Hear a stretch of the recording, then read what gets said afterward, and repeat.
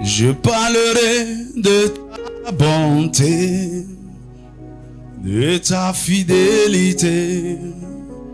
Je dirai tout haut, tout haut, tout haut, ce que tu as fait pour moi. Mon ami, tu seras surpris à la fin de l'année. Waouh! Le Seigneur peut aider comme ça. Je parlerai de ta bonté, de ta fidélité. Je dirai toi, tout haut, tout haut, tout haut, ce que tu as fait pour moi. Je proclamerai la gloire de ton nom. Je parlerai de ta bonté, de ta fidélité. Je dirai toi, ce que tu as fait pour moi. Je proclamerai la gloire de ton nom. Je parlerai de ta bonté, de ta fidélité. Je dirai toi, ce que tu as fait pour moi. Je proclamerai la gloire de Dieu. Acclame le Seigneur pour sa bonté et sa fidélité. Tu verras sa bonté, sa fidélité. Ésaïe 49, verset 8. Et Genèse chapitre 18, verset 9 et 10. Ainsi parle l'Éternel, au temps de la grâce, je t'exaucerai. Et au jour du salut, je te secouerai. Je te garderai et je t'établirai pour traiter alliance avec le peuple, pour relever le pays et pour distribuer les héritages désolés. Dans la version Semeur, il dit, voici ce que dit l'Éternel. Au moment favorable, dis avec moi, au moment favorable, je répondrai à ton appel et au jour du salut, je viendrai à ton aide. Je te protégerai et j'établirai pour conclure une alliance avec le peuple et pour relever le pays, pour faire le partage des patrimoines dévastés. Genèse chapitre 18, verset 9. Il dit, alors il lui dit, où est Sarah ta femme? Il répondit, elle est là dans la tente. Verset 10. L'un d'entre eux dit, je reviendrai vers toi à cette même époque. Je reviendrai vers toi à cette même époque. Et voici, Sarah, ta femme, aura un fils. Sarah écoutait à l'entrée de la tente qui était derrière lui. Que Dieu bénisse sa parole. Et bien d'asseoir dans sa présence.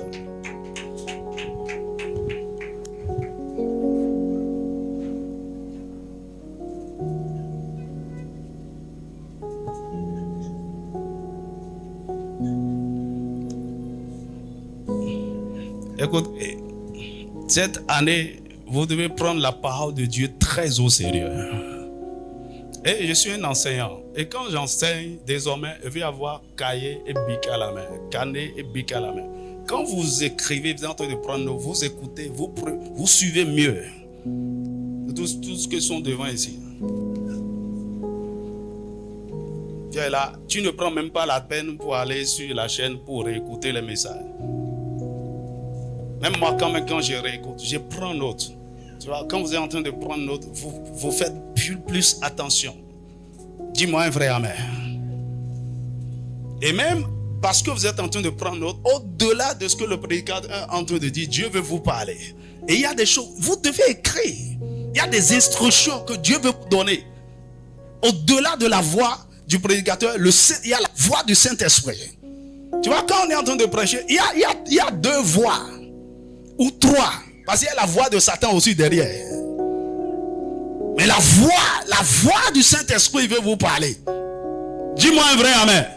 Tu vois, parfois même, j'ai dit quelque chose et pendant 3 minutes, tu ne me suis même plus. Parce que le Saint-Esprit t'a amené quelque part. J'ai dit un seul mot, il est en train de développer ça autrement, d'ouvrir tes yeux et de te révéler quelque chose qui va changer ta vie pour toujours. Et parce que tu es sérieux, tu prends note. Au ciel, quand Dieu révélait des choses à l'ange Gabriel, il dit écris, écris, écris. Il y a des choses quand Dieu vous dit, le fait d'écrire, pour que vous le preniez au sérieux. Alors, nous sommes une famille d'étudiants de la parole. Dis-moi amen. 2025, un temps favorable. C'est le thème de mon message. Je veux t'annoncer quelque chose de prophétique. Au-delà de la pensée prophétique de Dieu que j'ai annoncé le 31 ou le 1er. Il y a quelque chose de plus que ça. Dis-moi amen. C'est un temps favorable. Est-ce que vous avez été incapable de faire certaines choses dans le passé? Vous avez essayé. Vous avez voulu de tout votre cœur accomplir cela. Vous avez mis tout ce qu'il faut dedans, mais ça n'a pas marché. Ça n'a pas réussi. Ça a échoué. Mais peu de temps après, alors que vous ne pensez même plus à ça, alors que vous n'avez même plus le cœur à la chose, quelque chose vous dit, fais ça. Et tu fais ça même avec beaucoup de doutes. Tu n'engages même plus autant d'énergie, de ressources, mais la chose commence par marcher. La chose commence par réussir. Pourquoi? Mon ami, tu l'avais commencé au temps qui n'était pas favorable. Maintenant, le temps est favorable. Dans notre royaume, vous devez comprendre ça. Et souvent, quand vous êtes en train de prier, vous devez garder cela en esprit.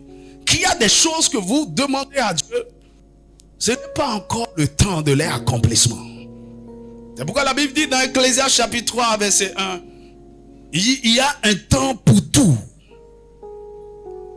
Et j'aime ça dans la version King James en anglais.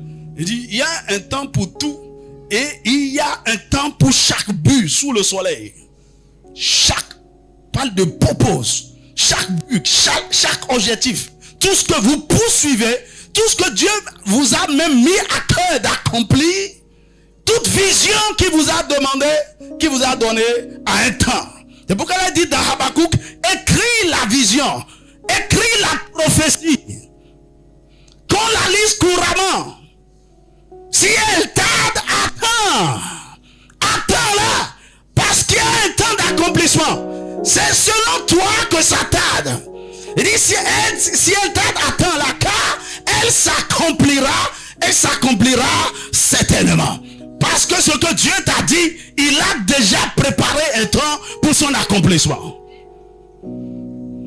Et tu dois te préparer pour ce temps d'accomplissement. Et c'est là où beaucoup de gens passent à côté.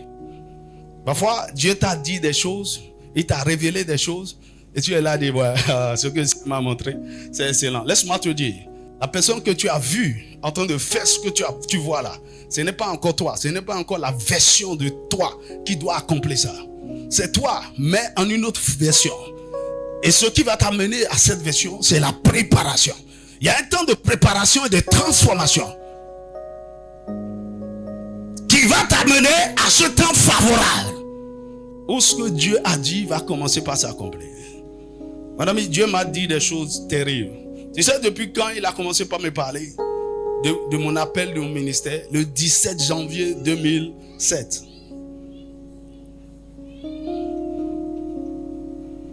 Dis-moi amen. Et quand il a parlé de telle manière que c'est comme si je dois commencer la chose maintenant. Mon ami, Dieu n'est pas dans le temps. Dieu est dans l'éternité. Dis-moi un vrai amen. Et à des moments donnés, il fait incursion dans notre temps, dans le chronos. Ok? Pour nous révéler certaines choses. Ce jour-là, il m'a dit, gagne des âmes pour moi. Tu y attends quoi? Vas-y. Il y aura des adversités de l'opposition. Mais quand tu obéiras, tu réussiras. Et quand tu seras dans le champ, je te conduirai vers de nouveaux horizons. Et je t'accorderai tous les désirs nobles de ton cœur. Gagne des âmes pour moi.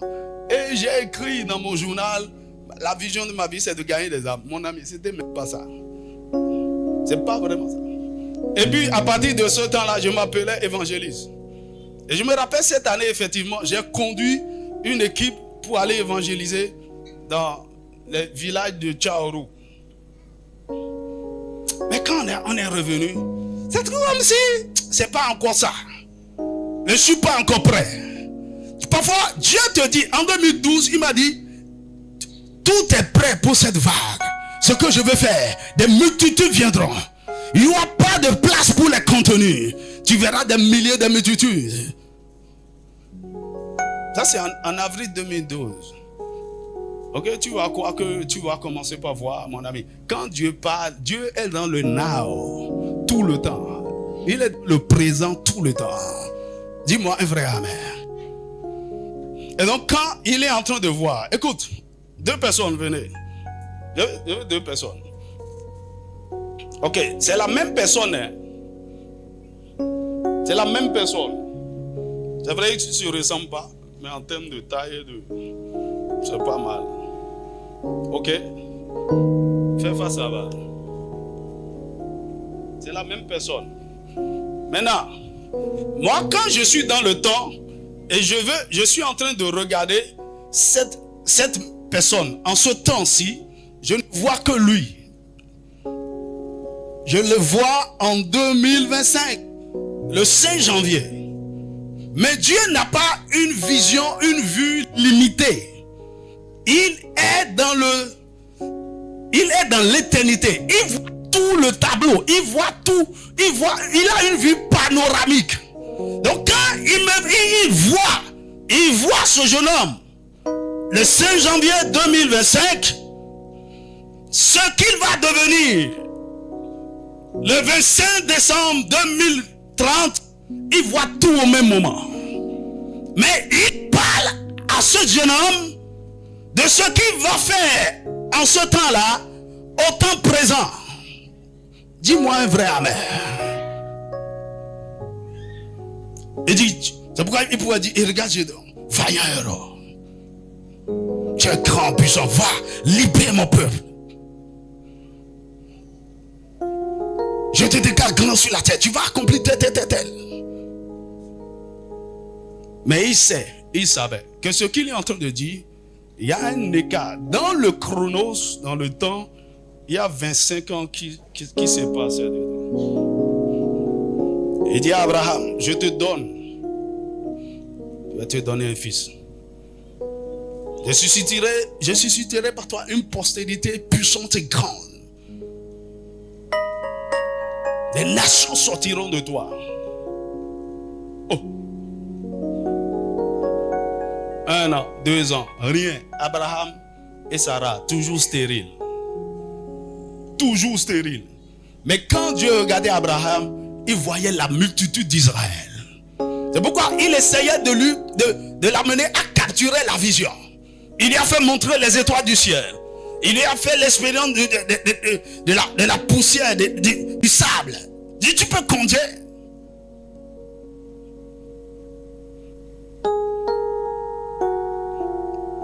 Abraham, dans le temps, a douté et Ismaël est venu dans le jeu.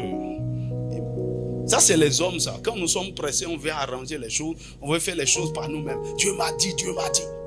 C'est comme un jeune homme qui m'a dit, Dieu m'a dit qu'à 25 ans, je devrais me marier. J'ai sûr.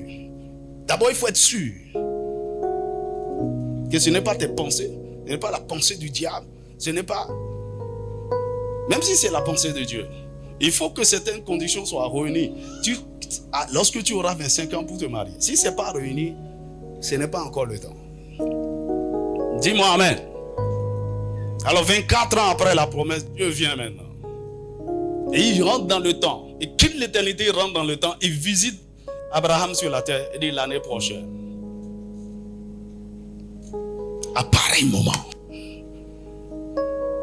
Dis-moi amen.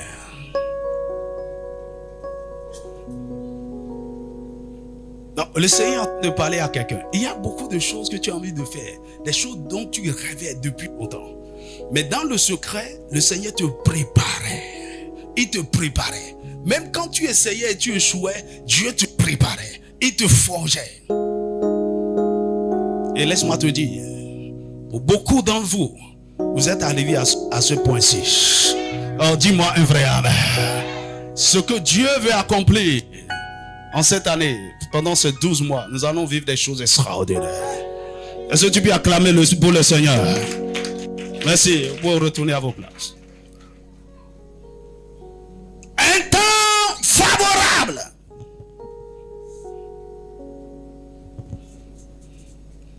Vous savez, tout ce que Dieu fait, c'est programmé. La venue de Jésus était programmée. Parce que ça devait s'allier avec la naissance de Jean-Baptiste. Aussi longtemps qu'Élisabeth, la femme de Zacharie, était encore stérile, Jésus ne pouvait pas venir. Parce que ça destinait à quelque chose à voir avec Jean-Baptiste. Mais 6 mois après la grossesse de Jean-Baptiste, il est venu. La prophétie que Isaïe avait annoncée, la Vierge va enfanter maintenant. Il l'avait dit depuis plus de 700 ou 800 ans. Maintenant, le temps favorable pour son accomplissement est arrivé. Et de façon surnaturelle, parce que le temps est arrivé. Marie est tombée enceinte. Mon ami, tu vas tomber enceinte cette année. Non seulement tu vas tomber enceinte, mais tu vas accoucher. Des choses extraordinaires. Parce que c'est le temps favorable. Dis-moi un vrai amen. Mieux, tu étais enceinte de beaucoup de choses depuis plusieurs années. Tu vois en toi des possibilités, des capacités. Et rien n'a été exprimé jusque-là. Laisse-moi te dire, nous sommes entrés dans le temps favorable. Dieu a dit à Abraham, dans Genèse chapitre 15, il dit, sache que ta postérité ira en captivité sous une terre étrangère pendant 400 ans. Il a précisé le temps de la captivité. Il dit, mais après cela, je viendrai les faire sortir et je punirai ses oppresseurs. Israël a été effectivement en captivité. De manière bizarre. C'est Joseph qui a fait venir son père. Mais dans le plan de Dieu, il avait besoin de 400 ans en Égypte pour constituer la nation d'Israël. Ce n'est pas une captivité. C'est la stratégie de Dieu pour constituer sa nation dans une autre nation. Aïe. Et c'est ce que Dieu est en train de faire. La nation de la mission de l'aigle, la nation des aigles, dans cette nation, il nous cache. Et il permet que nous subissons certaines oppressions à un moment donné. Pourquoi? Il veut nous amener d'abord à la maturité. Il veut que, peut-être Dieu a décidé, il faut que la population soit à moins 2 millions. Il faut que vous ayez tel type d'homme, telle capacité, telle compétence en vous. Les jeunes hommes à partir de 18 ans, ils doivent au nombre de tel. Lorsque vous allez sortir, la nation est prête. Et mieux, je vais susciter au milieu de vous un libérateur. Mais 400 ans après, Dieu avait son programme. Mais l'année a excédé. Le temps a excédé de 30 ans. Non pas à cause de Dieu, mais à cause du libérateur qui n'avait pas bien discerné le temps. À cause de Moïse, Israël est encore resté 30 ans en plus. La même chose, lorsque Israël avait désobéi, ils ont fait toutes sortes de choses. Il dit à Jérémie, dis-leur, ils iront en captivité. Et ça va faire 70 ans. Ne même pas s'inquiéter. Là-bas, là, ils n'ont qu'à se marier, construire des maisons, faire des affaires. Parce qu'ils ne vont pas revenir maintenant. En 10 ans. Un temps pour tout. Il dit, après 70 ans, je les ferai sortir. Et après 70 ans, quand tout attend, de façon bizarre, Daniel a eu la révélation. Il a commencé par prier. Et effectivement, le roi a pris un décret. Parce que c'est le temps. Vous savez ce qui fait la force des royaumes en ce temps-là? C'est des nations que vous avez assujetties. C'est des gens que vous avez déportés et qui sont à vos services. C'est ça qui fait la puissance des empires. Mais voici celui-là, parce que c'est le temps favorable. La Bible dit, l'Esprit de Dieu a saisi Cyrus. Il a même dit, l'Esprit de Dieu réveilla l'esprit de Cyrus. Et il prit un décret. De tous juifs, tous ceux qui sont prêts, entrez chez vous. Entrez. Et tout ce dont vous avez besoin pour retourner, je mets ça à votre disposition. Pourquoi? C'est le temps favorable. Dis-moi un vrai amen. Je vois une famille sortie de la captivité finalement cette année. Oh, je n'aime pas ton amen. Je vois une famille finalement sortie de la captivité cette année. Dis-moi un vrai amen.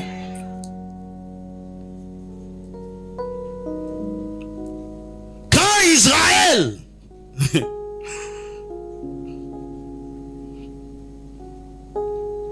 était en Égypte, Dieu avait aussi résolu d'utiliser un fils d'Israël pour délivrer le monde entier d'une crise économique et alimentaire.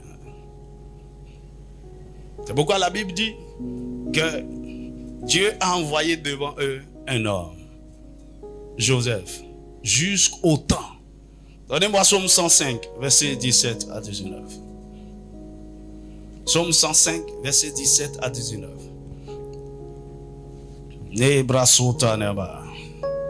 Oh, je vois la main de Dieu sur quelqu'un. La faveur de Dieu est en train de programmer l'atmosphère. Le temps favorable sur quelqu'un. Il envoya devant eux un homme. Joseph fut vendu comme esclave. Ça, c'est une stratégie de Dieu. C'est vrai, c'est fait par jalousie et envie. Voulaient le tuer. Dieu l'a épargné.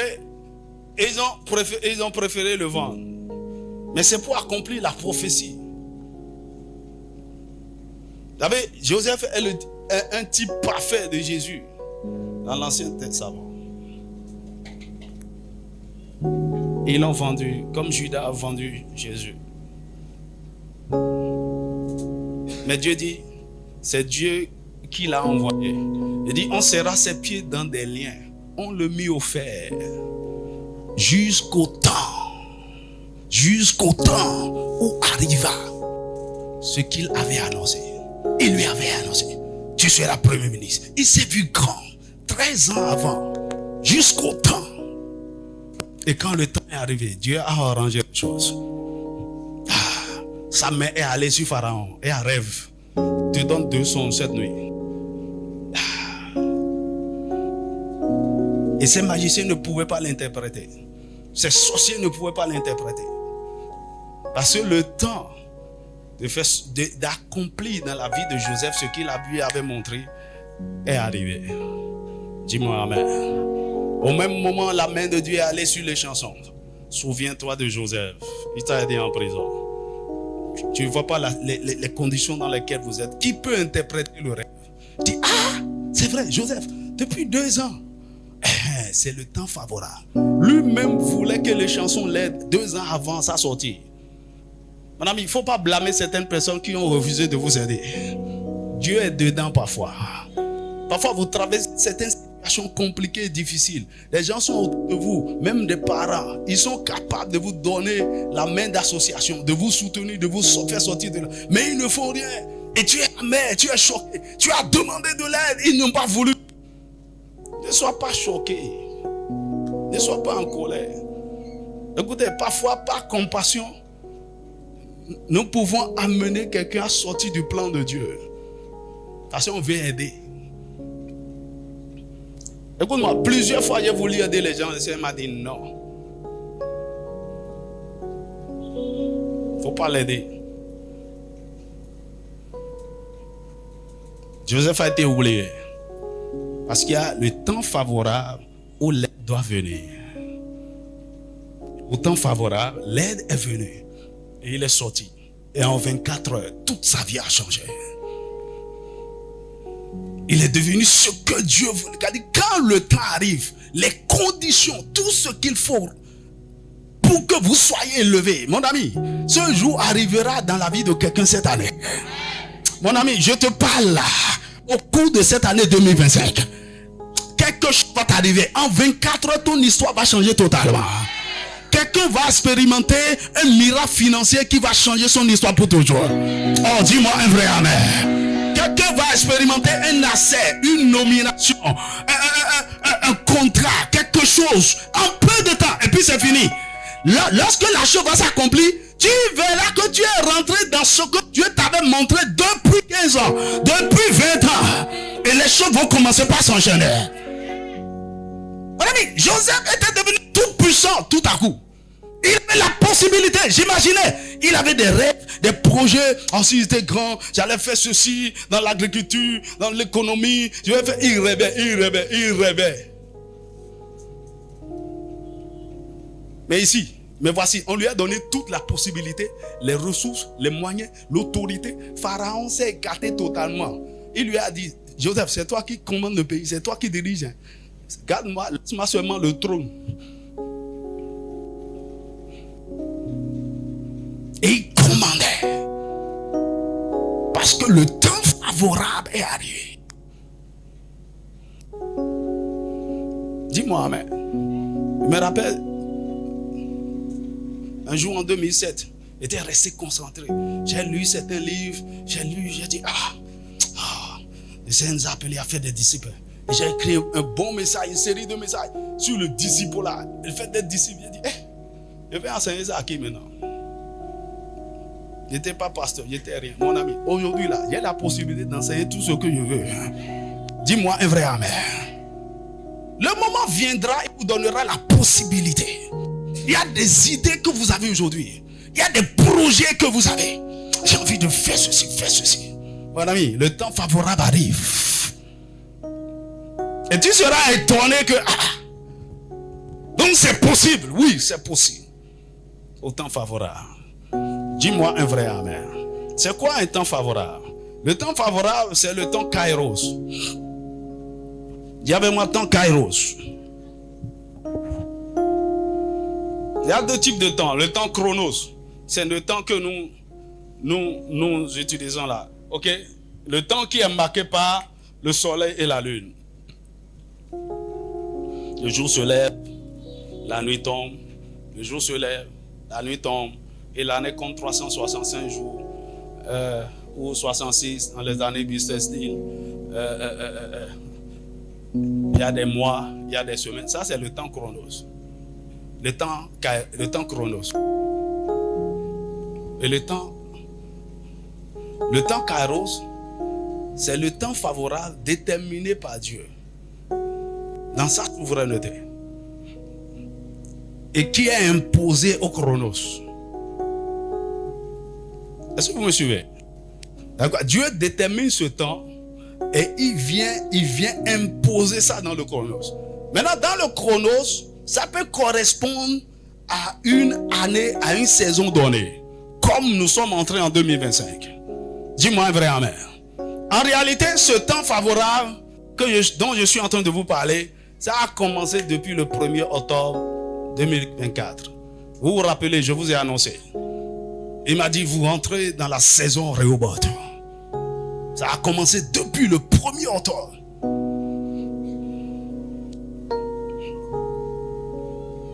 Donc c'est un temps fixé par Dieu dans sa souveraineté ou selon certains arrangements. Il l'a fixé dans sa souveraineté. Mais pas aussi à l'aveuglette. Il tient compte aussi de certaines conditions, de certaines situations. Par exemple, avant que Israël ne sorte, il faut que le péché des Amoréens, des Jébusiens arrive à son comble. Avant qu'Israël ne sorte, il faut que le libérateur soit né et qu'il soit préparé pour les faire sortir. Donc, Dieu ne nous montre pas, il ne nous parle pas souvent des conditions, des arrangements qu'il a fait autour du temps favorable. Mais c'est à nous d'avoir la révélation, le discernement et d'y croire. Dis-moi un vrai amen. Le temps favorable, c'est une saison que Dieu a arrêtée pour l'accomplissement ou la manifestation de ses projets, de ses intentions, de ses plans, de ses désirs. C'est un temps que Dieu a arrêté pour l'accomplissement ou la manifestation des desseins de son cœur. C'est une saison où Dieu fait grâce et faveur. Il fait grâce et faveur. C'est une saison où Dieu décide de rendre possible ce qui était humainement impossible et de faciliter ce qui était difficile. C'est une saison où Dieu rend possible ce qui était impossible, humainement parlant, et de rendre facile ce qui était difficile. C'est ce que tu vas constater cette année. Dis-moi un vrai amen.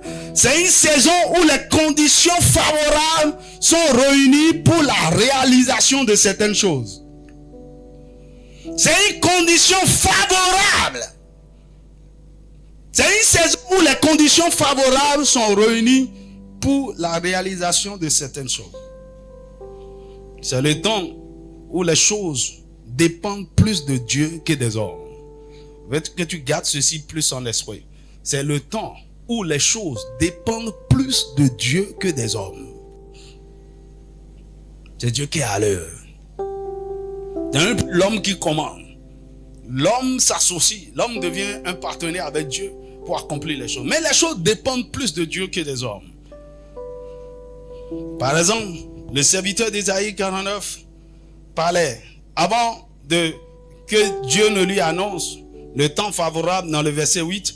Donnez-moi Ésaïe 49 là, le verset 4. Ésaïe 49, le verset 4.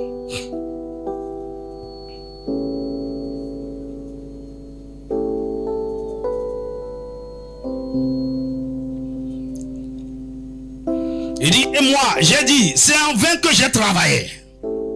Lorsque le temps n'est pas favorable, c'est ce que nous espérons. Il dit, c'est en vain que j'ai travaillé. C'est pour le vide et le néant que j'ai consumé ma force. Tu fais beaucoup d'efforts. Tu travailles, tu pries, tu jeûnes, tu évangélises. Cette route doit grandir. Cette mission doit grandir. On doit faire ceci. Tu es sincère. Tu vas évangéliser. Tu ne gagnes aucune âme. Avec toute ta sincérité, les gens vont croire que tu es un échec. Et toi-même, tu vas constater que, ouais, tu as échoué. Tu as essayé, tu as fait des efforts. Dieu t'a donné des idées pour des entreprises. Tu as investi. Mon ami, Dieu te préparait seulement. Ce n'est pas encore le temps du succès.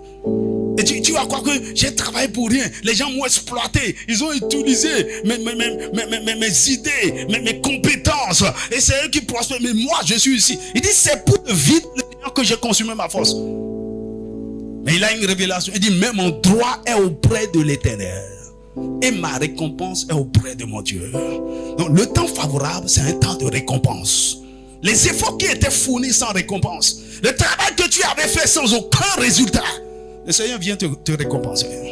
C'est pourquoi tu vas voir ce qui va se passer. Cette mission va exploser. Quelque chose va se passer cette année.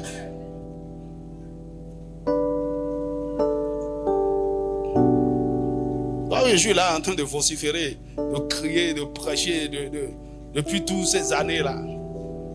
Juste pour toi? Non. Je salue tous ceux qui nous suivent en direct. Le Seigneur vous bénisse, soyez bénis.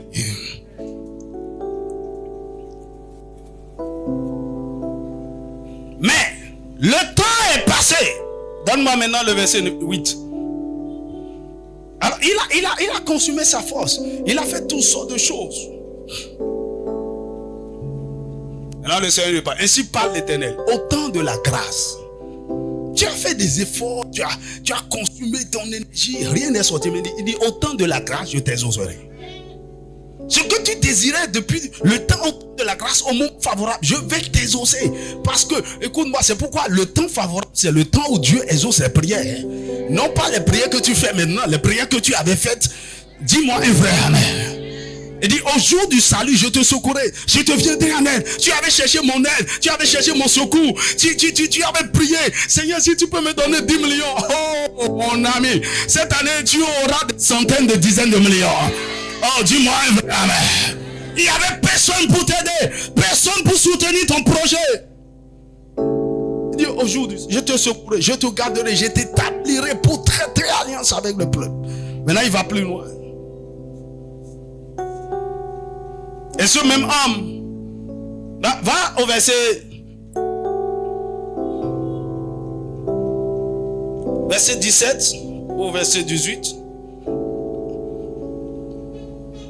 Non, va au verset 19. Voici ce serviteur était appelé à rassembler un grand peuple pour le Seigneur. Et il a travaillé pendant des années et rien n'est sorti. Et le Seigneur lui dit, écoute, au temps favorable, voici ce qui va se passer. Il dit, dans tes places ravagées et désertes, dans ton pays ruiné, tes habitants seront désormais à l'étroit. Il n'y avait personne, c'était du désert. L'église n'était pas grande, ce n'est que des jeunes, des enfants. Tu avais même le temps pour venir en retard, comme tu veux, parce que tu sais, tu vas trouver le place. Continue comme ça. L'année prochaine, tu vas rester dehors.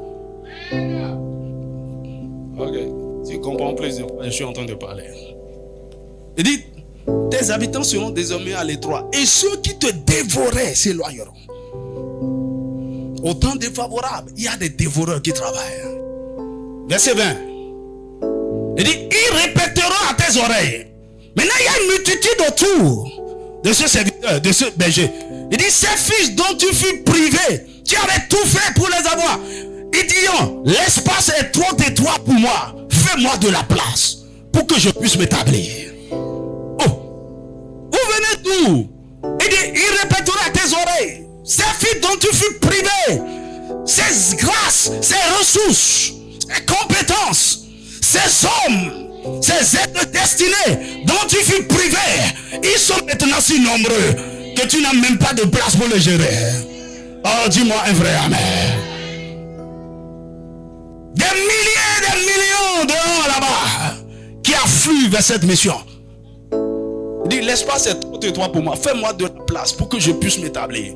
Le verset 21, il dit, et tu diras en ton cœur, qui me les a engendrés? Ça c'est l'étonnement du temps favorable. Ces gens-là, qui les a engendrés? Qui les a disciplinés? Qui les a éduqués? Qui les a préparés? Il dit, quand j'étais sans enfant, j'étais stérile, j'étais exilé, répudié. Qui les a élevés? J'étais resté seul. Ceux-ci, où étaient-ils? Où étaient-ils? Pendant que je priais pour qu'ils viennent, pendant que je gémissais, je jeûnais. Où était-il? Parce que ce n'était pas encore le temps favorable. Le Seigneur va les faire venir. Dis-moi un vrai amen. Cette mission cette année va connaître une croissance explosive. Quelque chose va se passer. Dis-moi un vrai amen. Dans le verset 22, il dit, ainsi parle le Seigneur l'Éternel. Voici, je lèverai ma main vers les nations. Ça c'est, je veux dire, au temps favorable, c'est Dieu qui est plus à l'œuvre. C'est lui qui fait les choses. Il dit, je lèverai ma main vers les nations. Je dresserai ma bannière vers les peuples. Et ils ramèneront tes fils entre leurs bras. Ils porteront tes fils sur leurs épaules. Dans le verset 23, on va s'arrêter là. Des rois seront tes nourriciers. Ça c'est la provision financière. Dis-moi un vrai amen. Oh bien-aimé, le Seigneur va t'introduire dans la cour des grands. Tu as besoin de combien? On te donne.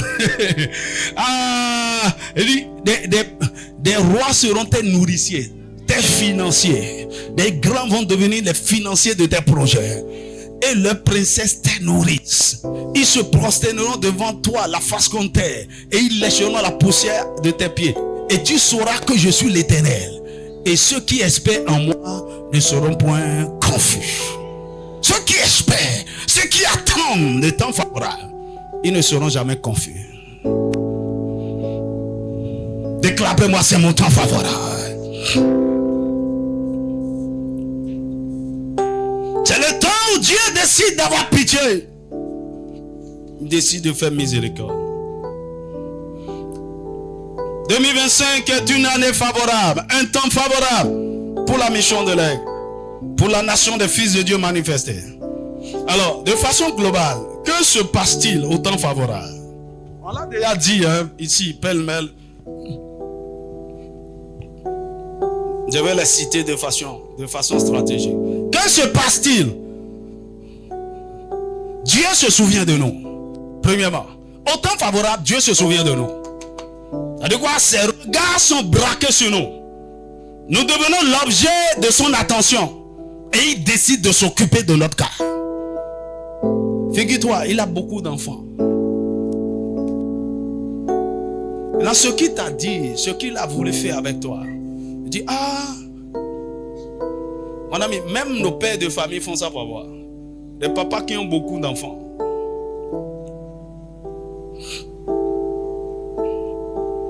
Il y a un frère qui, à un temps donné, il n'avait pas beaucoup d'argent, mais il avait 5 ou 6 enfants.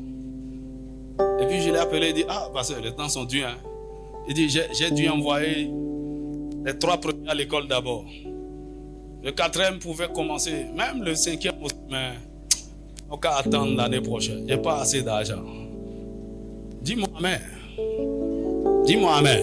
Ça, c'est la sagesse des hommes selon nos ressources. D'accord?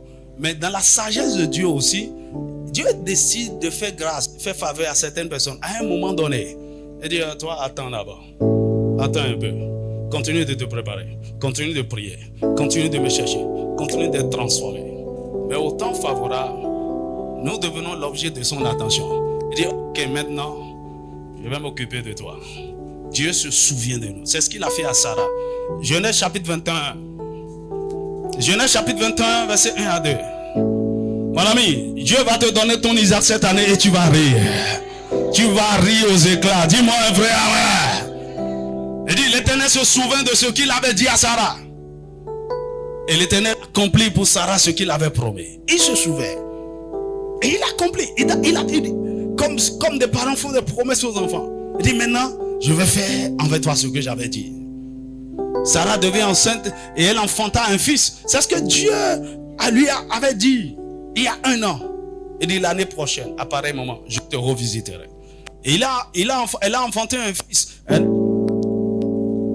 Abraham dans sa vieillesse, autant fissé dont Dieu lui avait parlé. Autant fissé, autant fissé, autant fissé. Dis avec moi, le temps fissé. Dieu se souvient. Parfois, il peut te faire grâce et te dire le temps fissé. Comme il me l'a fait en 2013. Il m'a montré mon futur sur 21 ans. Il m'a dit 2013 à 2021. Voici ce que tu seras en train de faire. De 2020 à 2027. Voici. Mon ami, je sais dans quelle saison je suis. Ce que je devrais être en train de faire exactement. Je dois finir de faire certaines choses en 2026-2027. Et ce qui va arriver après 2050-51, je sais aussi. Le temps fixé.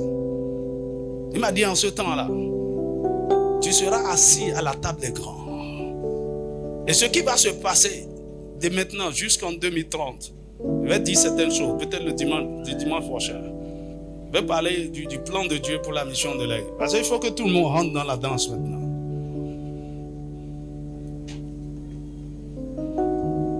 Dis-moi amen. Tu veux que je te choque? On n'est pas en retard par rapport à quoi que ce soit. Dis-moi un vrai amen. Nous sommes dans le plan de Dieu, dans son agenda. Le temps fixé. Deuxièmement, que se passe-t-il au temps favorable? Dieu envoie la lumière dans nos ténèbres. Dieu envoie la lumière dans nos ténèbres. Autrement dit, notre lumière arrive. Ésaïe chapitre 8, verset 23 au chapitre 9, verset 1 à 3. Il dit, les ténèbres ne rayonnent plus à toujours. Au chapitre 9, verset 1, il dit, le pays qui était jadis dans les ténèbres. Ceux qui habitaient dans la vallée de l'ombre de la mort, une grande lumière resplendit. Mon ami, au temps favorable, la lumière, votre lumière arrive. Il y a une grande lumière qui luit sur le Bénin en ce moment. Oh, dis-moi un vrai amen. Lorsque la lumière de Dieu vient arriver, il attend que les ténèbres s'intensifient. Dis-moi amen. Non, attends. Ils n'ont qu'à faire vaudou, ils n'ont qu'à tout faire. Le Seigneur m'a dit, je suis en train de vous montrer comment vous deviez être fou et fanatique pour moi lorsque je vais vous ouvrir les portes. Dis-moi un vrai amen.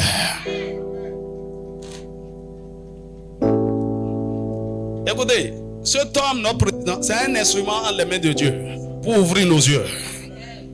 Il est en train de nous donner les leçons des fils. Il est un fils de Satan. Un vrai. Travaille pour lui. Avec tous les moyens avec. Le Seigneur nous a donné des opportunités, des patrons, des gens qui n'ont pas d'identité, qui ne veulent pas affirmer leur foi. Mon ami, il m'a dit, bientôt, on va février, le 9, le 10 et le 11 mars.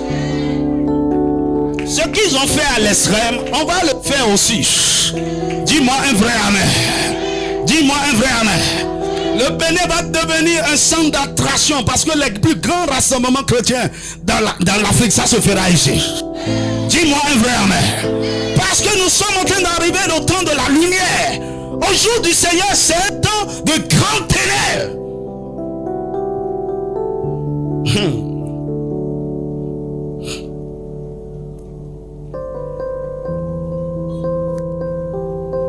Donc à construire la reine de Vaudon, on va faire pire que ça.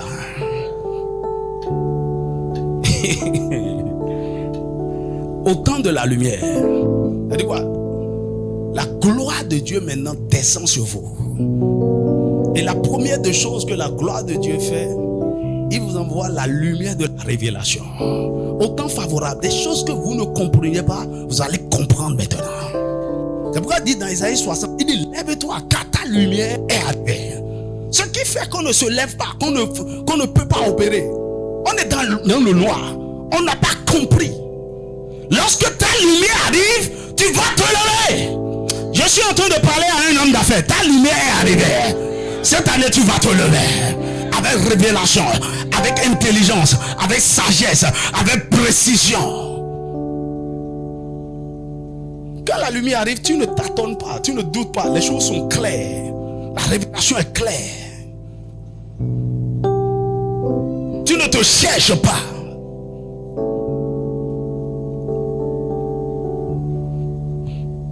Dis avec moi, ma lumière est arrivée. La troisième chose, il caractérise le temps favorable. Dieu descend dans notre situation. Dieu descend dans notre situation. Je peux vous dire, le Seigneur s'intéresse à votre situation, à vos conditions. Il ne faut pas croire que Dieu vous a oublié. Dieu descend, Dieu est au milieu de vous maintenant. Dieu est dans ta maison, Dieu est dans la nation du Bénin. Dieu est dans cette mission. Dans Exode chapitre 3, versets 7 à 8, il a dit à Moïse, j'ai entendu les cris de mon peuple. Je connais ses souffrances. Je connais ses douleurs. Et je suis descendu.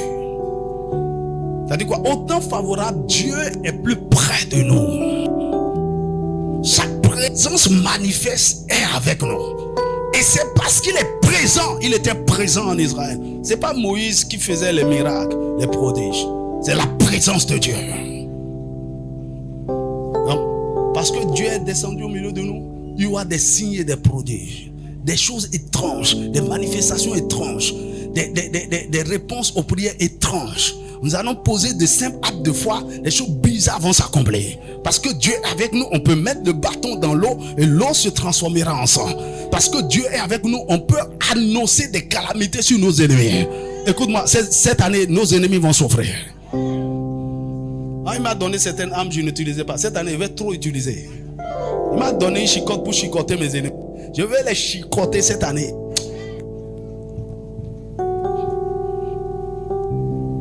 Dieu, aide-moi à dire à ton voisin, Dieu est avec toi. Quatrièmement, Dieu exauce nos prières. Dieu exauce nos prières. Tu seras surpris.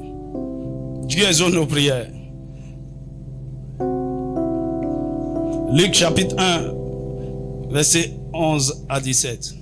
Alors que Zacharie était dans le temple, en train d'offrir le sacrifice, la Bible dit, l'ange Gabriel est apparu devant l'autel. Et dit, Zacharie, tes prières sont exaucées. Zacharie ne priait plus. Il ne demandait rien. Il avait déjà accepté sa stérilité. Sa femme était stérile. Ils étaient tous vieux déjà. Dis-moi amen. Mais parce que c'est le temps favorable où le Fils de Dieu doit être manifesté, son cousin Jean-Baptiste doit être né. La prière doit être exaucée. De quelle prière? Il doutait. Mais là, on lui dit, ne crains point Zacharie, car ta prière est exaucée. Ta femme Élisabeth t'enfantera un fils. Et tu lui donneras le nom de Jean. Au temps favorable, ce que tu n'attendais plus, ce que tu avais oublié, Dieu va l'accomplir. Il y avait des désirs forts et sincères qu'il avait mis dans ton cœur. Et tu as prié puissamment, sincèrement par rapport. Rien n'a été fait, mon ami. C'est parce que ce n'était pas encore le temps favorable. Le temps est arrivé maintenant. Dieu nous exauce. Il dit, au temps favorable, je t'exaucerai. Mieux, non seulement les prières d'hier, mais aujourd'hui, je t'en supplie. 2025, c'est la saison où il faut prier comme tu n'as jamais encore prié.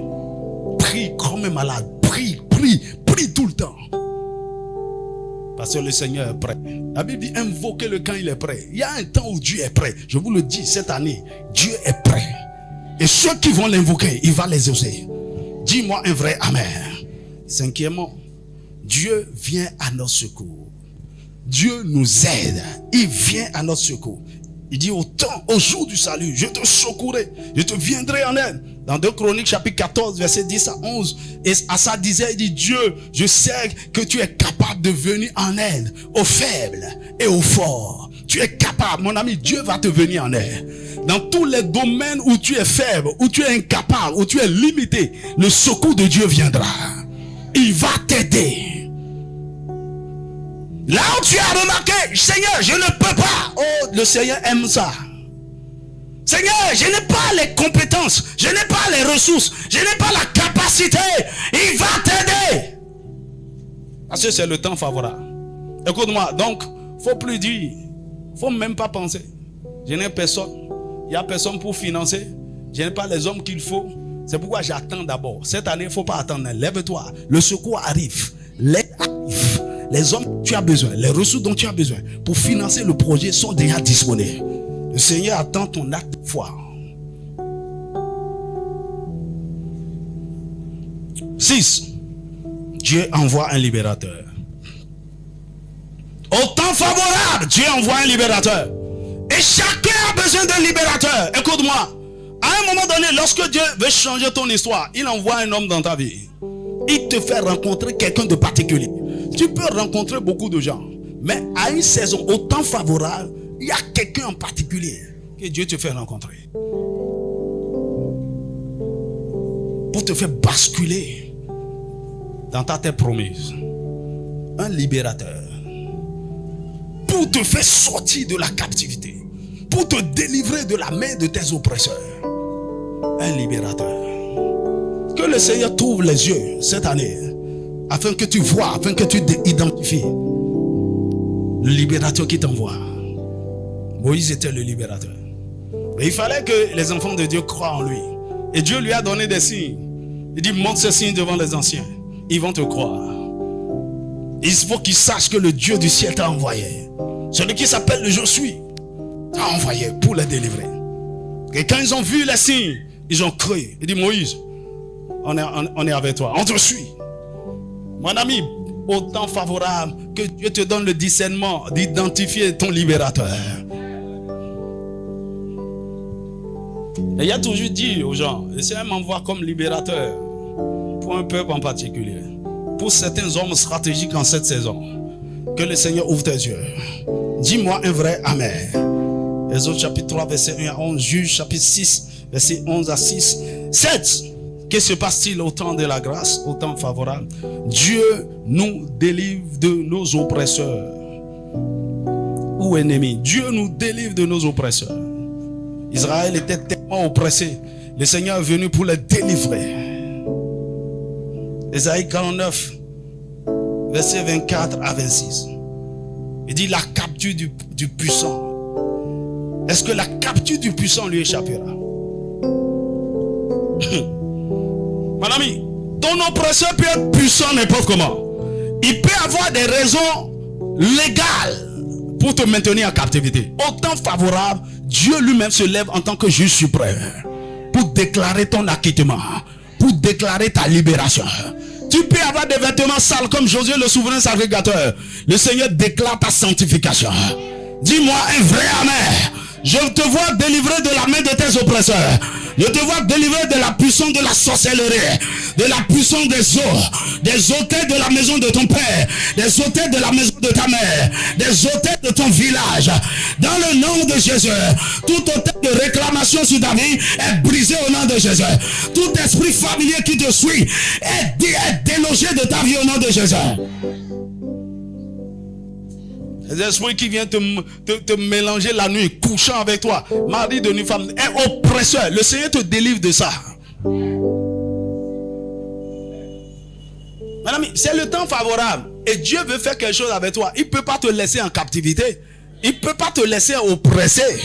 Dis-moi un vrai amen. C'est pourquoi rentre à la maison et regarde, parle à tes ennemis. Ils sont autour de toi, ils entendent ta voix. Il faut rire. Et dit, ma saison de libération est arrivée. Vous pensez que ça va durer tout le temps? Madame, ce que je te dis, ça n'a rien à voir avec tes prières. Ça n'a rien à voir avec tes jeûnes. Parce que tu avais prié, tu avais jeûné, tu avais fait toutes sortes de choses. Tu avais fait des semences, des sacrifices. Et Dieu, ça a changé. Non. Au temps favorable, le Seigneur te délivre. Dans son incrédulité, Dieu continuait à aider Israël. Il les a fait sortir. C'est pas eux, non, c'est ce qu'il a décidé. C'est ce qu'il a annoncé à leur père. Depuis 400, c'est pas leur foi, non. C'est une promesse, c'est une prophétie. Il dit après cela, je vais les faire sortir pour les amener dans une terre promise. Au temps favorable, que se passe-t-il? 8. Dieu assainit votre environnement et vous débarrasse des dévoreurs et des destructeurs. Des dévoreurs et destructeurs. Donnez-moi Isaïe 49, versets 17 et 19. Isaïe 49, verset 17. Mon ami, l'une des meilleures stratégies de Satan pour limiter la main de Dieu dans votre vie, c'est de planter de mauvaises semences. Non seulement en vous et autour de vous, dans votre environnement immédiat, dans votre cœur et dans votre environnement immédiat. Des ennemis, des ennemis. Ça peut être des frères, des sœurs. Écoute-moi bien. Des frères, des sœurs. Il y a même des gens que Satan a détruits comme ça, en les faisant marier avec leur ennemi. Ils se sont mariés avec leur ennemi. Des dévoreurs de destinée, dévoreurs, des oppresseurs. Il a dit, tes fils accourent. Maintenant, ce que je t'avais dit est sur le point de s'accomplir. Mais je vais m'assurer de quelque chose. Ceux qui t'avaient détruite et ravagée sortiront du milieu de toi. Assainissement. Dis-moi un vrai amen.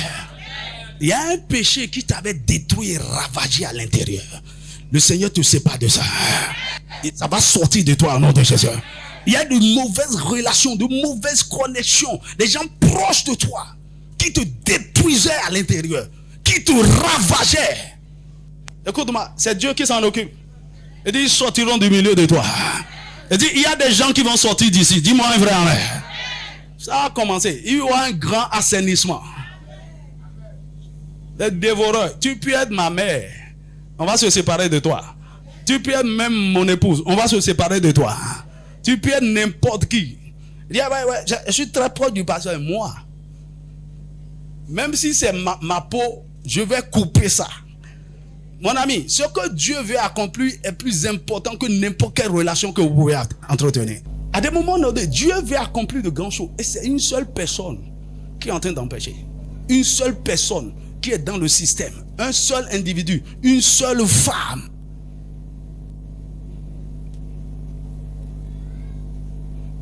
Parfois même, ce n'est pas que la personne est mauvaise. La personne est un instrument que Satan a positionné. Et aussi longtemps qu'elle est là, rien de bon ne se passera. Rien de bon. Écoute, prépare-toi. Il y aura des séparations cette année. Oh, dis-moi un vrai amen. Les dévoreurs, les destructeurs dans ta vie. Ça va commencer par il va assainir ton cœur, des péchés secrets, des iniquités, des choses qui étaient profondes en toi et qui t'empêchaient de rentrer dans le plan parfait de Dieu. Ça sera détruit au nom de Jésus. Les amis, qu'est-ce qui s'est passé? Le verset 19. Le verset 17, il dit, ceux qui t'avaient détruit et ravagé sortiront du milieu de toi.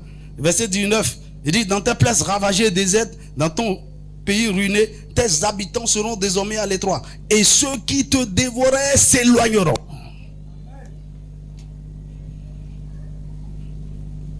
Le Seigneur va assainir ta maison. Le Seigneur va assainir ton mariage. Le Seigneur va assainir ton entreprise. Le Seigneur va assainir ton ministère. Le Seigneur va assainir ton lieu de travail. Le Seigneur va assainir tes relations. Je vois les dévoreurs chassés par les anges au nom de Jésus. Le Seigneur va les éloigner de toi au nom puissant de Jésus. Que se passe-t-il quand le Seigneur, au temps favorable, 9, Dieu ouvre notre destinée. Dieu ouvre notre destinée. Mon ami, vous pouvez être un homme de grande destinée, votre destinée est fermée. Satan peut fermer votre destinée. Dis-moi amen. Dieu Seigneur vous a révélé de grandes choses, vous a parlé de grandes choses. Vous vous êtes même déjà préparé. Mais à un moment donné, c'est comme si tout le tableau est noir. Vous ne comprenez plus rien. Vous êtes dans la confusion totale. C'est comme si Satan a dit, ça ne s'accomplira pas. Mais au fond de vous, vous avez cet espoir. Vous continuez de vous préparer. Vous continuez de prier, de croire en Dieu. Au temps favorable, qu'est-ce que Dieu fait? Il vient ouvrir cette destinée qui était fermée. Dis-moi amen. À un moment donné, vous commencez pas à douter de vous, de votre appel, de ce que le Seigneur vous a appelé à faire, de ce que vous êtes capable de faire. Vous mettez tout en stand-by. Tu vois, c'est comme Moïse. Sa destinée était fermée. Il avait la révélation qu'il devait faire quelque chose par rapport à ses frères.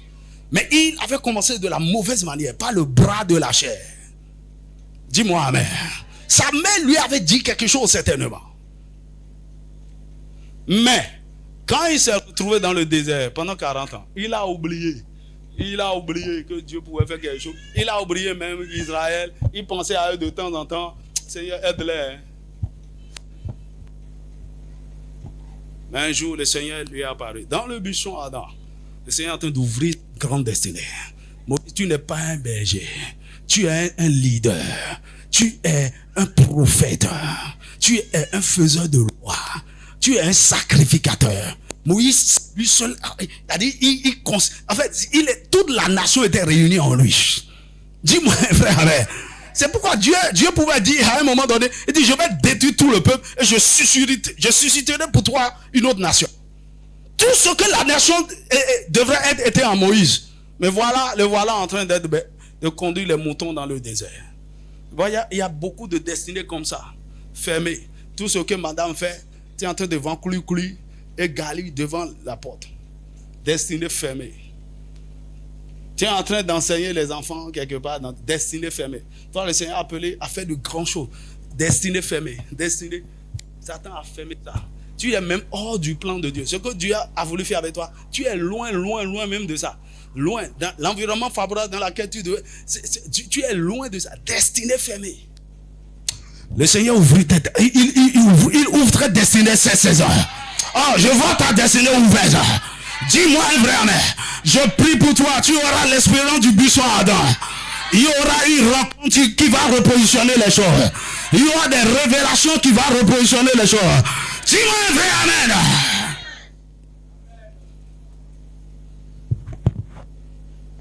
Ésaïe 40, verset 27. Exode 3, verset 1 à 11. Que se passe-t-il lorsque le temps favorable arrive? Dieu suscite pour nous des aides de destinée. Dis avec moi, des aides de destinée. C'est ce que nous voyons dans Ésaïe 49, verset 23. Il dit, des rois seront tes nourriciers, les princesses, des aides de destinée. Pour accomplir les plans de Dieu au temps favorable, vous avez besoin de beaucoup de ressources, des aides de destinée. Mon ami, ils vont affluer cette année. C'est pourquoi n'aie pas peur de prendre des risques. N'aie pas peur de prendre des initiatives. Dis-moi un vrai amen. Que se passe-t-il? Vers 11, Dieu nous fait miséricorde et grâce. Dieu nous fait miséricorde et grâce. Dieu nous fait miséricorde et grâce. Ésaïe 30, verset 18 à 19. Psaume 102, verset 14. Ésaïe 30, il dit, cependant, je vous ferai grâce. Je me leverai, je vous ferai miséricorde. Il dit quoi? Dieu ne regarde pas vos faiblesses, vos limitations. Il ne regarde pas vos péchés. Il ne vous châtie pas selon vos transgressions. Il ne regarde pas vos imperfections. Non, il vous fait miséricorde. Et sa grâce vient sur vous pour accomplir des choses extraordinaires. 12. Dieu accomplit ses promesses envers vous. Dieu accomplit ses promesses envers vous. Il dit 11. Dieu vous fait miséricorde et grâce. 12. Dieu accomplit ses promesses. Ce qu'il avait dit. Genèse chapitre 21, verset 1 à 2. Ce qu'il avait dit à Abraham. Ce qu'il avait dit à Sarah. Je te donnerai un fils. Quand il doutait, il dit non, ce n'est pas d'Agar. Ce n'est pas Ismaël ton héritier. Sarah, c'est Sarah qui va enfanter. Madame, mais qu'est-ce que Dieu t'a dit? Il m'a fait des promesses terribles. L'une des choses qu'il m'a dites, il dit, la plus petite assemblée que ton ministère établira n'importe où sur la terre aura au minimum 1000 membres. Dis-moi amen. Le 9 décembre 2009, je marchais dans la rue à Porte-Novo. Il m'a dit, tu marches, j'allais acheter mon pain dans un bomba délavé. Tu connais bomba délavé.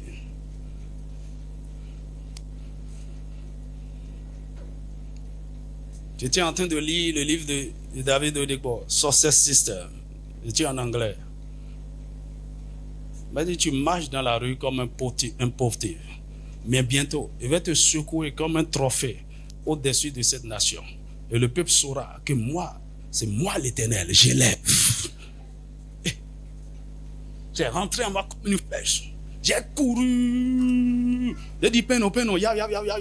Parce que je voulais aller incuber la parole par la prière.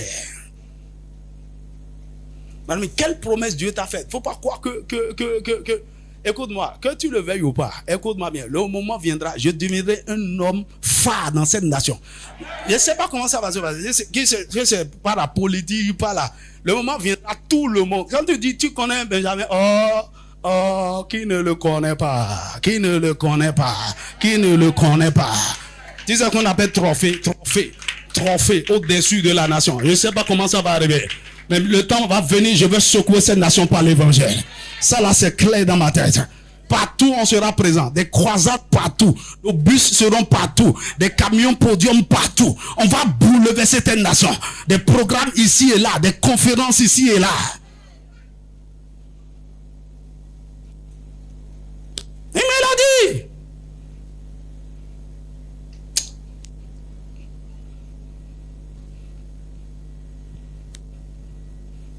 Il y a 3 jours, j'étais dans un son. J'ai vu qu'on était en mission au Mali. J'ai dit, Seigneur.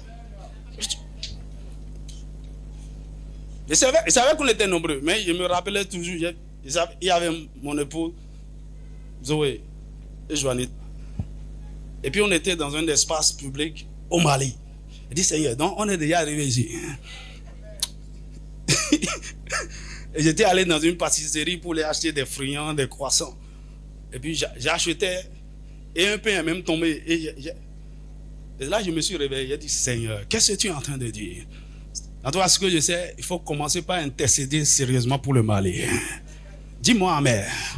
Écoutez, n'ayez pas peur. Tu viens de Hetin Sota. Tu viens de où?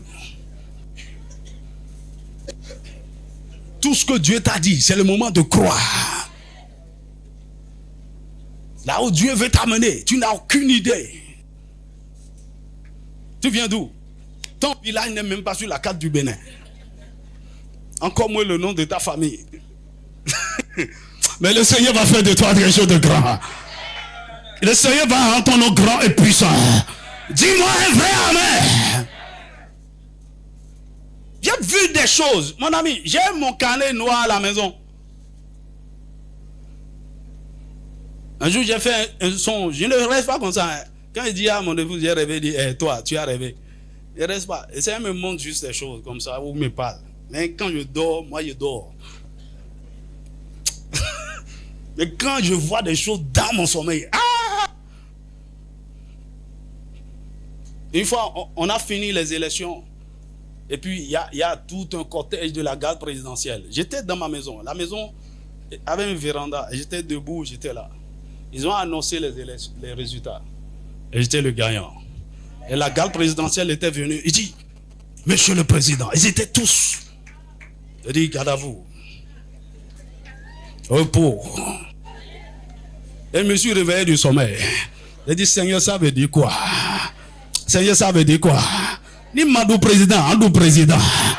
Oh, dis-moi un vrai amen.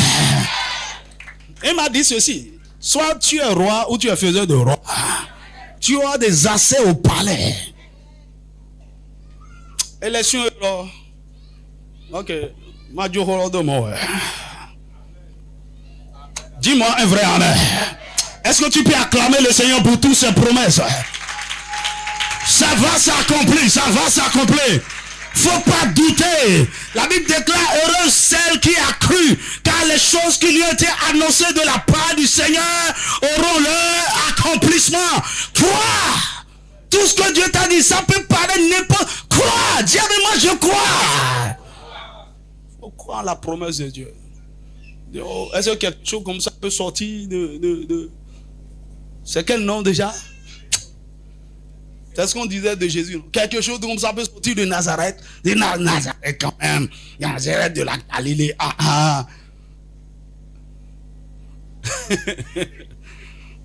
Dis-moi un vrai amen. Que se passe-t-il au temps favorable? 13. Dieu ouvre des portes devant nous. Dieu ouvre des portes. Écoute, 2025 est une année de portes ouvertes. Grande porte ouverte.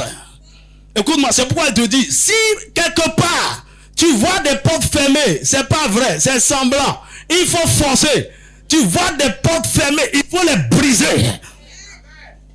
Tu vois des portes fermées, Satan est en train de créer une illusion. Il veut te faire croire que c'est fermé. Les portes sont ouvertes. Tout ce que le Seigneur te mettra à cœur de faire. Partout, les gens te disent non. Il dit, ah ouais, je vais revenir. Si on te dit non, il dit, ah bon, je vais revenir. Le non ne sera pas la réponse définitive. Dis-moi un vrai amen. Fonctionnez avec cette mentalité cette année. 14. Dieu rend l'impossible possible.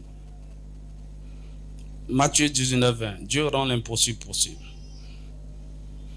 15. Dieu nous rend visible. Dieu rend visible. Dieu nous rend visible en anéantissant les voiles et les couvertures ténébreuses. Dieu nous rend visible. Autant défavorable, tu es caché, tu fais des efforts, tu as des compétences, tu as des capacités, personne ne te reconnaît, personne ne te voit, personne. Écoute-moi, ce qu'on est en train de faire ici, il y a des gens qui ont soif et faim de ça. Les messages, la parole, tout ce qu'on dit, qui ont faim et soif de ça, mais ils n'ont pas encore assez à ça. Ok? Parce qu'il y a un voile encore. Qu'est-ce que je veux dire? Au temps de la grâce, Dieu vous donne la visibilité. Au temps favorable, Dieu vous donne la visibilité. Il ôte le voile. Vous n'avez pas besoin de faire des efforts. Vous n'avez pas besoin de faire des publicités, de faire des publications, de faire... Non. Dieu fait votre publicité. Dis-moi un vrai amen. Et 16 pour finir, au temps de la grâce, Dieu nous fait trouver faveur aux yeux des hommes.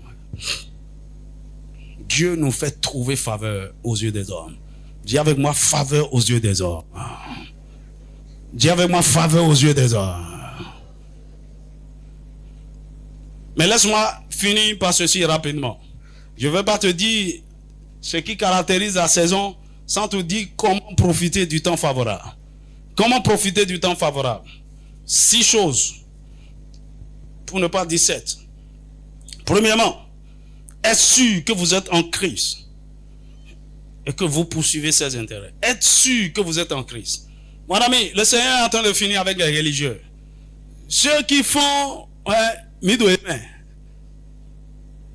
Je viens à l'église. Le Seigneur ne te connaît pas. Il faut arrêter ça. Tu n'as aucune relation avec lui. Tu n'as aucune intimité avec lui. La faveur dont nous parlons, ça doit couler de Jésus directement. Dis-moi un vrai amen. Écoutez, il y a une faveur dont les gens jouissaient dans l'église, c'est la faveur par association. Le Seigneur veut mettre à ça maintenant. À partir de maintenant, ça va s'arrêter. Tu n'es pas réellement enfant de Dieu. Tu n'as aucune communion avec lui. Tu n'es pas connecté à lui. Tu n'es pas soumis à lui. Tu n'es pas consacré à lui. Tu ne le cherches pas. Tu ne cherches pas les intérêts de son royaume. Tu cherches tes choses. Tu viens, tu vois, les gens qui viennent, ouais, je suis là pour le mariage, pour mes affaires. Vous serez déçus, très déçus cette année. Très, très déçus. Et tu comprends mon langage? Ceux qui utilisent Dieu là, utilisent des pasteurs. Ils sont vos marabouts. Pasteur, prie pour moi, prie pour moi. Tu n'es même pas converti. Tu ne veux pas être transformé. En fait, il y a des gens qui ne s'intéressent pas du tout à leur vie spirituelle, à leur relation avec Dieu. Ils sont dedans seulement. Ils ne savent pas prier, ils ne lisent pas la Bible, ils ne veulent pas être formés. Ça dit, c'est des gens bizarres. Je vous connais ici. Hein. Quand le pasteur prend le micro, commence pas à prêcher, voilà, il est déjà parti. Il commence pas soi-même. Il commence pas. Mon ami, il y a des gens, je ne vais même plus vous calculer à partir de cette année. Tu ne prends pas Dieu au sérieux, je ne vais pas te prendre au sérieux. Il n'y a rien, il n'y a rien. Jean chapitre 5, Jean chapitre 15, verset 4 à 7. Si vous demeurez en moi et mes paroles demeurent en vous, tu dois demeurer en lui. Garder sa parole, être rempli, avoir une vie de prière. Cette année, la faveur, votre communion avec Dieu doit être établie par une vie de prière sérieuse. Pour que le flot de la faveur continue par couler chaque jour. Il y a des gens, tu ne pries pas pendant 3 semaines, ça ne te dit même rien. Tu viens à l'église même, tu es là, on dit de prier, tu regardes. Toi-même, tu sais que tu es déconnecté de Dieu. Est-ce que ça va? Tu vois, dans le naturel, quand on est malade, on se soigne. On se prend au sérieux. De la même manière, dans le spirituel, il y a des signes qui montrent que vous êtes malade spirituellement. Et vous ne faites rien par rapport à ça. Peut-être on va en parler dimanche prochain. Il y a des signes vitaux de la bonne santé spirituelle. Il y a des gens, vos poules là c'est à 0. On ne sent même pas ça. Notre pouls c'est le battement du cœur de Dieu. Vous n'avez aucun battement du cœur de Dieu. Je dis ouais, c'est mon année favorable. Mon ami, Dieu Chloé a dit. Cette année-là, je vais demander permission à Dieu. Toutes les choses vont passer par moi d'abord. Je dis, non, celui-là, je le connais. Il n'est pas sérieux, c'est un plaisantin. Écoutez, dis ton voisin, prends Dieu au sérieux.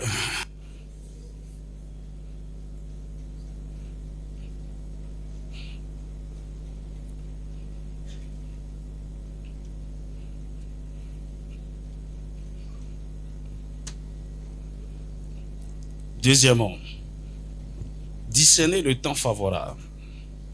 Discerner le temps favorable. Chacun doit avoir un discernement personnel. Au-delà de ce que je suis en train de dire, au-delà de ce qu'il a annoncé par l'Église, tu dois avoir une révélation personnelle de ce temps. Un discernement. Parce que quand vous ne faites pas, vous ne discernez pas le temps, Dieu a dit Israël, parce que tu n'as pas discerné le temps de ta visitation, tu es passé à côté. Vous devez discerner le temps. Discerner. Jésus disait, vous dites, il y a encore 4 mois pour la moisson. Il dit, mais je vous dis, le temps, la moisson est déjà mûre. Jean chapitre 4, verset 35. 3. Bâtir et manifester une grande foi. Au temps favorable, vous devez avoir une foi radicale, une foi absolue. La Bible dit sans la foi, il est impossible d'être agréable à Dieu. Et en réalité, la vraie foi, ce n'est pas que je crois dans mon cœur. C'est ce que vous faites sur la base de ce que vous avez cru. C'est ça qui demande votre foi. Cette année, donc, vous devez poser des actes de foi, des pas de foi. Montrer que vous avez cru. Ça, c'est mon temps favorable. Tu dois me montrer cette année ce que ta foi peut produire. Dis-moi amen. Une grande foi. 4. Être sensible aux instructions du Saint-Esprit et obéir. Être sensible aux instructions du Saint-Esprit et obéir. Les instructions du Saint-Esprit. Au temps favorable, Dieu veut vous instruire. Au temps favorable, vous n'êtes pas là juste pour faire ce que vous voulez. Dire le temps, ouais, le temps, non. C'est le temps où il faut être très sensible au Saint-Esprit. Il veut vous conduire, il veut vous diriger, il veut vous instruire. Fais ceci, fais ça, considère ça. Oui, va dans telle direction, ne va pas là-bas. Attends d'abord, le Saint-Esprit veut t'instruire. Et c'est le moment de développer une grande sensibilité au Saint-Esprit. Actes chapitre 16, verset 6 à 10. 5. Ne plus vivre pour soi-même. Ne plus vivre pour soi-même. 2 Corinthiens chapitre 5 verset 15. Nous devons vivre désormais pour celui qui nous a tant aimés et qui est mort pour nous. Mon ami, la faveur dont nous parlons, c'est pas pour toi. C'est pas Seigneur va me bénir, je vais me marier, écoutez, Dieu va déverser sa faveur dont on est en train de parler là, pour ton plaisir à toi.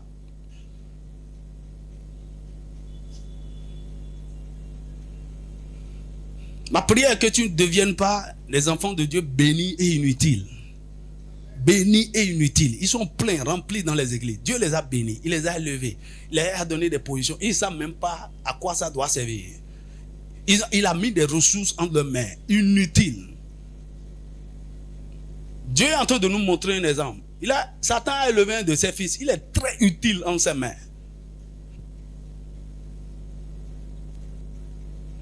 Il utilise sa position pour faire avancer le royaume de Satan. Qu'est-ce que je veux te dire? Le Seigneur veut favoriser surtout ceux qui poursuivent des visions. Ceux qui sont en mission pour lui. Ceux qui ne vivent plus pour eux. Qui veulent accomplir. Qui veulent marquer leur génération. Accomplir de grandes choses pour Dieu. Ils ont de grands fardeaux. Tu ne penses qu'à toi-même. Hein? Cette année, tu n'as aucun projet pour Dieu.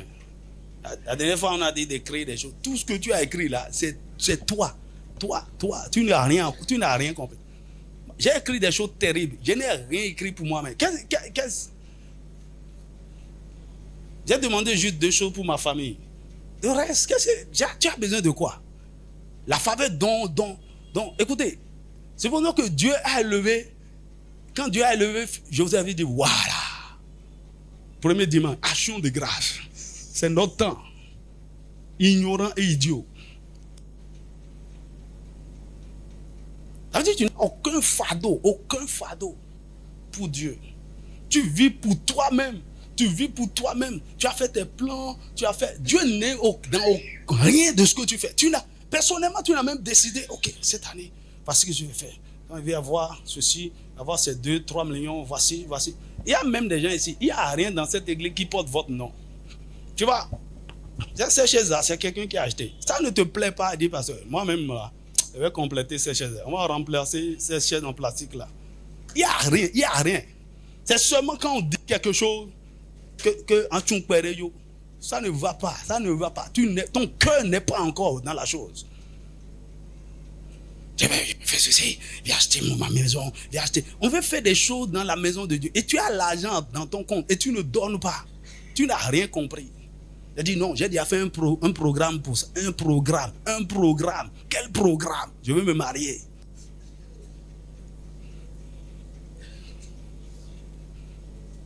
Non, je vais acheter voiture.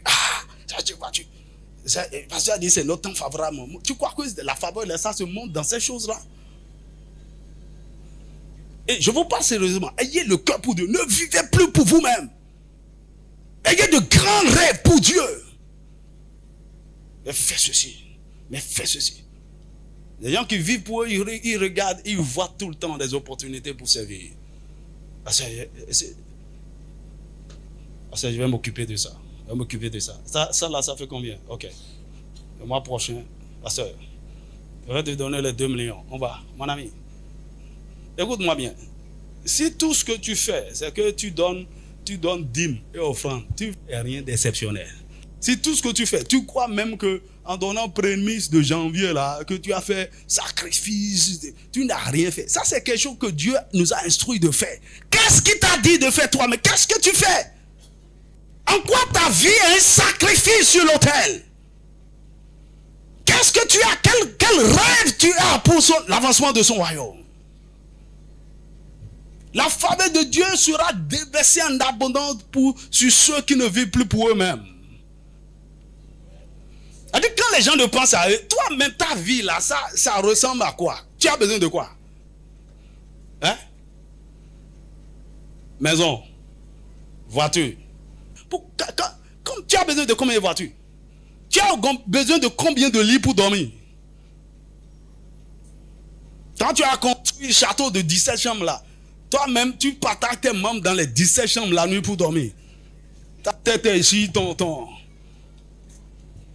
Les gens qui sont dans la vanité, écoutez, votre vie même, ça n'est rien du tout. Mettez ça de côté. La Bible dit de ne pas s'en inquiéter. En fait, non, mais on a besoin de quoi? S'habiller, te nourrir, de prendre soin de tes enfants et avoir un toit, un moyen de déplacement, et des orbeaux. Le reste là, tu fais quoi? Tu achètes 2e voiture, 3e voiture, conduis 2e maison, 3e maison. Et l'œuvre de Dieu est là, tu es malade. Ces gens-là, bientôt, je sais même donner l'autorité. Je vais geler vos comptes. Inutile. Tu peux pas te lever et dire, parce que je vais construire une maison. La cité Rehoboth que tu veux faire là, j'achète déjà 17 ans pour l'église. Au dernier, na Huawei. À matin, dis à ton voisin, ne sois pas inutile ici. Beaucoup de gens ici, vous avez l'avarice dans votre cœur. Tu as l'argent dans ton compte, tu ne sais même pas ce que tu vas faire avec. Mais c'est ça qui est ta sécurité. Qui est ta sécurité? Faut pas que je touche ça. L'argent là. C'est déjà un programme sur ça. Veux-tu jouer de la faveur de Dieu? C'est pas toi, c'est pas de toi. C'est ceux qui sont fous pour Dieu.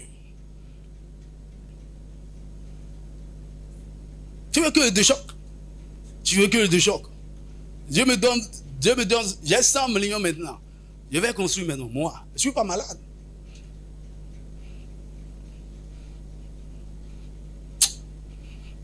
Que le Seigneur vous donne son cœur. Dis-moi un vrai amen. Tu vois, les hommes d'affaires comprennent même la chose. J'écoutais Dangote la dernière fois. Il a une seule maison à Kano. Et la 2e maison qu'il utilise à Abuja, il a loué. Je vais t'enseigner quelque chose par rapport à ça. Les gens qui vivent pour les nations, ils veulent bouleverser.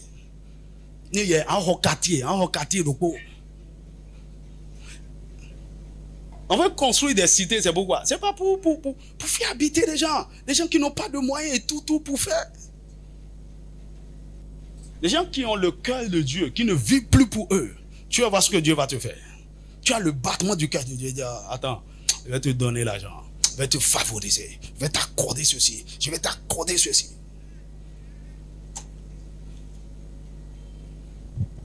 Comment tu dis, tu sais Dieu, tu n'as pas construit une maison pour Dieu. C'est-à-dire, ceux qui vivent pour Dieu savent comment mettre à plus tard les gratifications. Ils ont tellement de faveur parce que leur cœur est pour Dieu.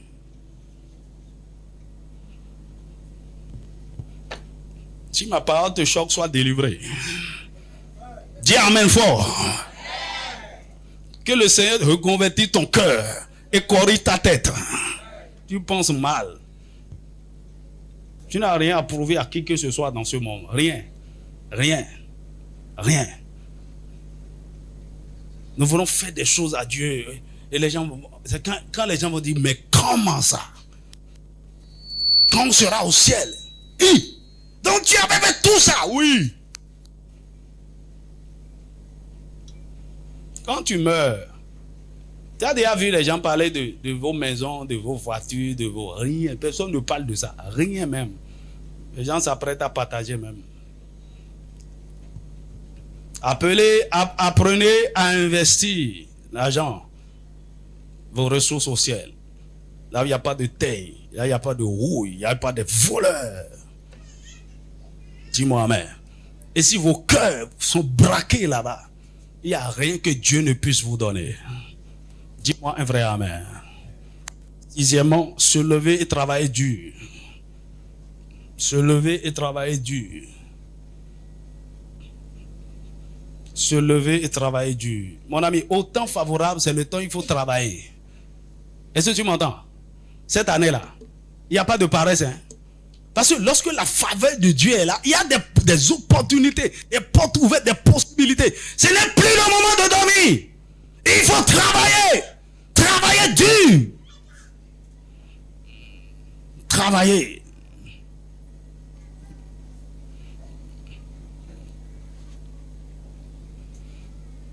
Il faut travailler.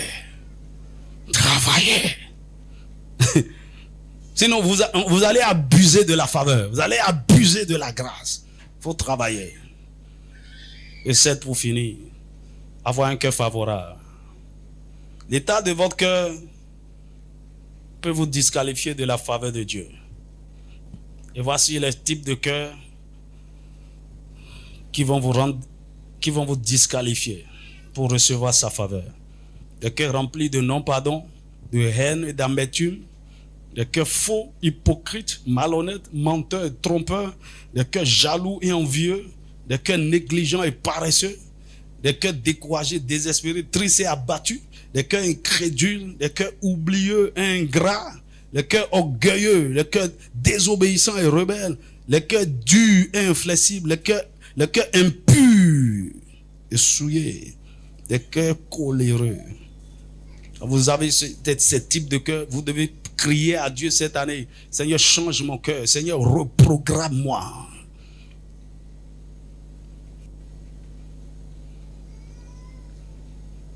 Change mon cœur. Ceci est ta saison. Et tu ne vas pas passer à côté. Dis-moi Amen. Est-ce que tu peux incliner ta tête là où tu es? Marie Brasota ne brasha kataraba.